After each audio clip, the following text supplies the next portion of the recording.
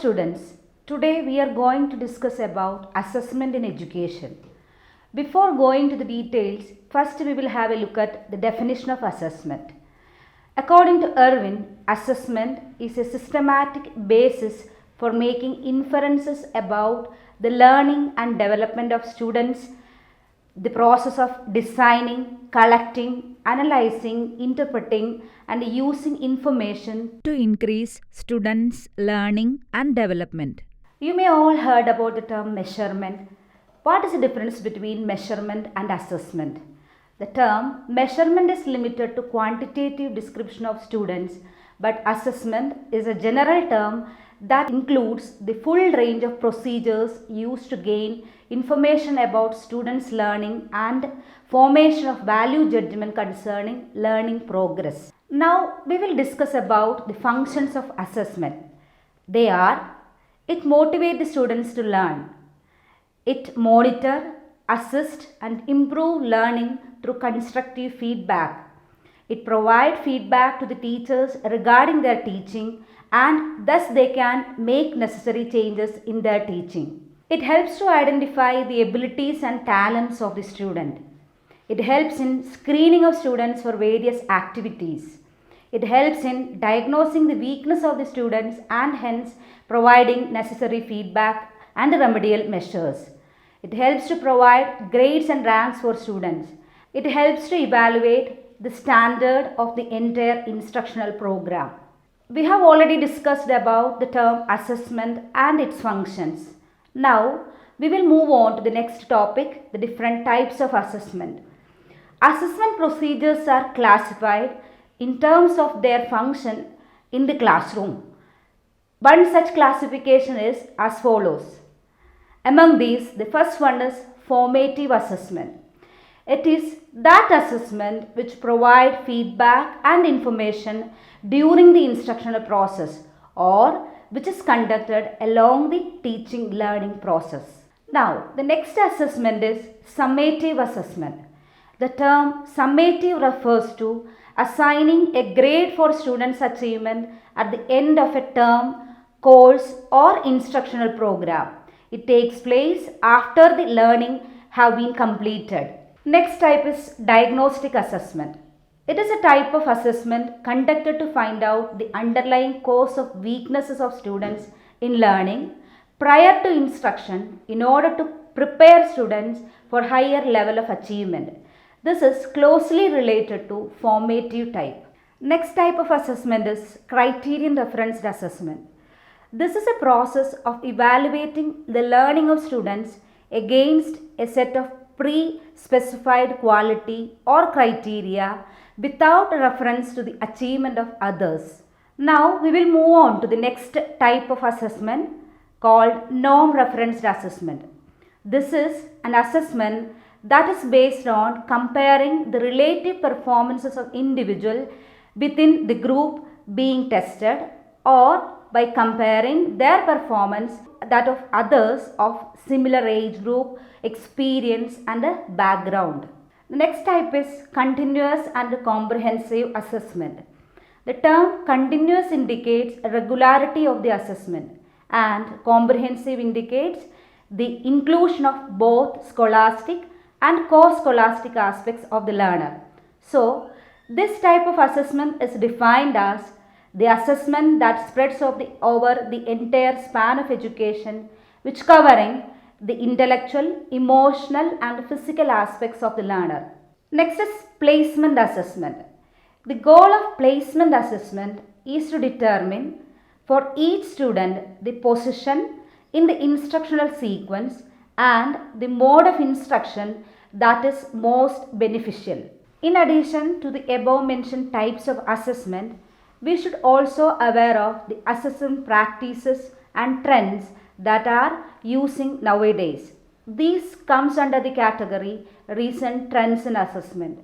Now we will move on to the next session, that is recent trends in assessment.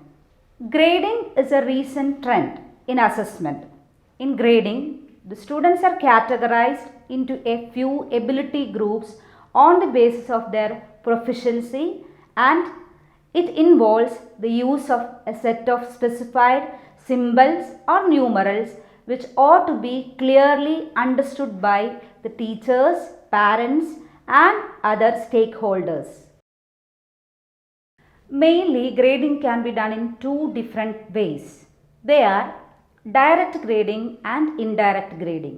In direct grading, the performances exhibited by the examinees is assessed in qualitative terms. Here, the performance of the students are directly expressed in terms of certain letter grades. Next type of grading is indirect grading. Here, as usual, marks are awarded to each individual question. Then, these marks are converted into grades. This can be done in two different ways. First is criterion referenced grading or absolute grading. Assigning grades on absolute basis involves comparing a student's performance with a specified standard set by the authority. Here, the grade is assigned according to the student's level of achievement or performance regardless of other students' achievement or performance. Next type of indirect grading is norm referenced grading or relative grading. When using a norm referenced grading, teacher compares a student's performance with that of a reference group, typically one's classmates. With this system, the grade is determined by the student's relative ranking in the total group rather than by some set standard of achievement.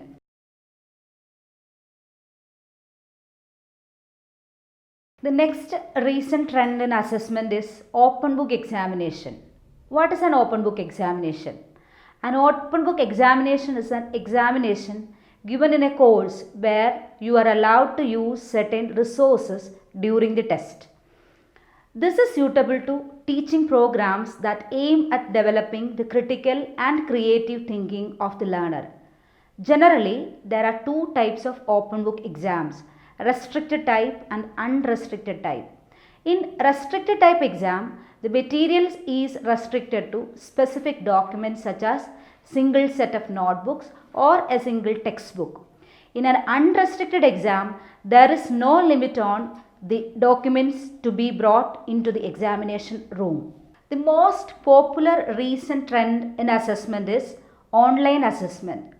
It is a process by which specific abilities or characteristics are evaluated via an online test. Such assessments are most frequently used for talent selection to determine how suitable a candidate is for a specific job. All the above discussed assessment practices require so many tools and techniques like test, questionnaire, inventories, checklists, etc.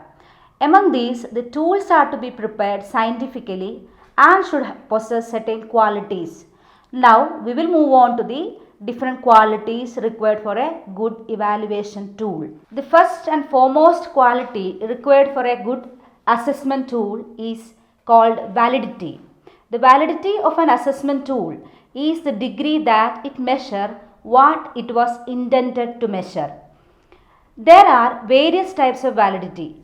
Content validity, it is a degree to which the question on the test represents the knowledge and skill it is supposed to be assessing. Predictive validity, it is how much an assessment tool can predict the trends in future. The other type of validity is construct validity, and it represents how much an assessment tool can measure a trait that is unobservable. The other type of validity is face validity, which is also called logical validity. It is a simple form of validity where you apply a specified and subjective assessment of whether or not your study or test materials what it is supposed to measure. The second important quality is reliability. The reliability of an assessment tool is the extent to which it measures the learning consistency. While discussing about reliability, we should consider the different methods for establishing it. The major methods are test-retest method, parallel form method, split half method, and Cooder-Richardson method.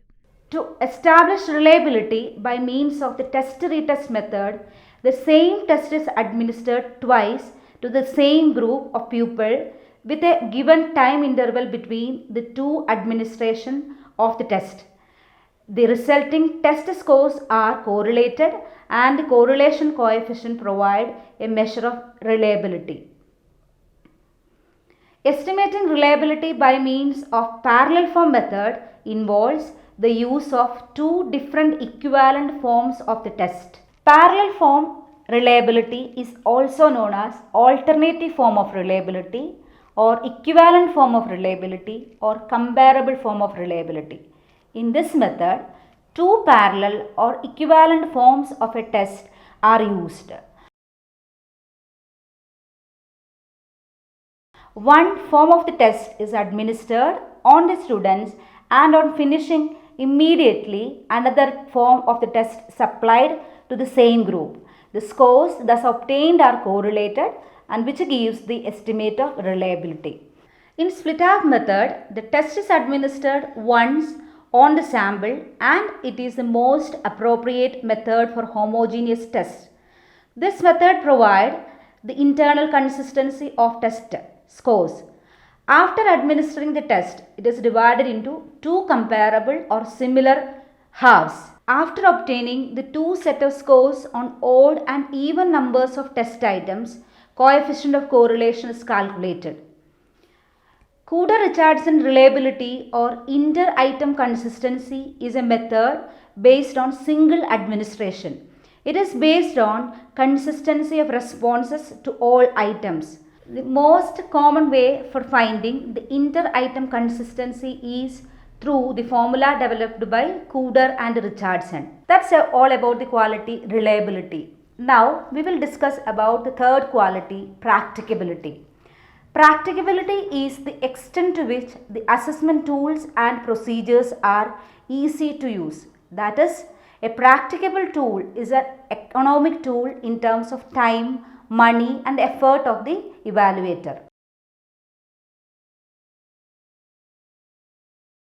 The other important quality is objectivity. What is objectivity? Objectivity in testing is the extent to which the instrument is free from personal error or personal bias, that is subjectivity on the part of the scorer. Now we have discussed about the term assessment, its types, recent trends and the qualities required for assessment tools. Thus, we can conclude that the assessment of students' achievement is fundamental to effective teaching and to students' learning. Unless teachers know students well and are knowledgeable about their achievement, they cannot be confident that they are meeting the learning needs of the students. Thus, we can consider assessment as a vital part of education. Hope you all understood the topic very well. Thank you.